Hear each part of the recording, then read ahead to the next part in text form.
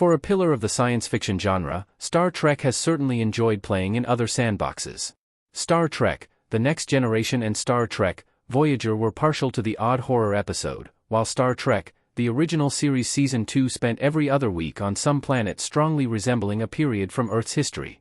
Star Trek, Lower Decks delved into outright comedy, and Star Trek, Strange New Worlds even dipped a tapping toe into the realm of song and dance musicals. Nevertheless, it's hard to think of a Star Trek genre shift more significant, and more divisive, than the one seen in Star Trek, Starfleet Academy. While still bearing the unmistakable hallmarks of a Star Trek release, the college-based series committed wholly to its premise, assimilating into the teen drama genre by adopting all the academic anxiety and romantic awkwardness one would expect in a Netflix teen rom-com. Bringing one of the world's most science-fiction-y sci-fi franchises this close to high school drama territory was always going to pose a risk, and anyone would be justified in questioning whether that risk proved a bridge too far, even for an IP that has expanded at a rapid rate over the past decade.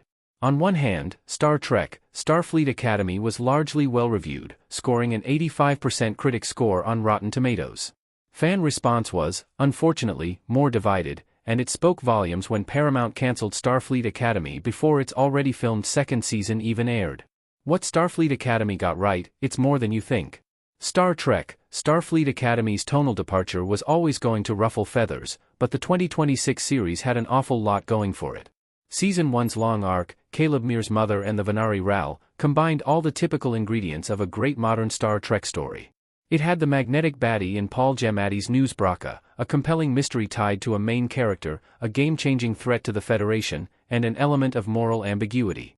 Had Starfleet Academy been a 4-episode miniseries that focused squarely on Season 1's main plot, it would be difficult to imagine it getting the same degree of backlash, even with college-age protagonists. Indeed, Star Trek, Starfleet Academy's cast should be considered a highlight in its own right. Krog gave the franchise its most interesting Klingon in years. Sam's dynamic with Robert Picardo's Doctor developed as a natural extension of Star Trek, Voyager, and the entire ensemble was anchored by the softly spoken chaos of Holly Hunter as Captain Ake, an unconventional leader, but fun to follow nonetheless.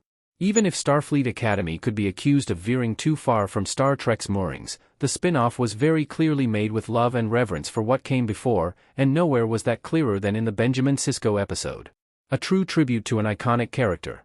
Despite having the trappings of Saved by the Bell in space, then, the spirit of Star Trek lived on. Star Trek needs another genre change in 2027.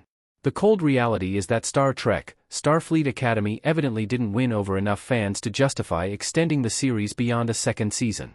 That decision has now been made at Paramount, regardless of how good Starfleet Academy's final batch of episodes ends up being.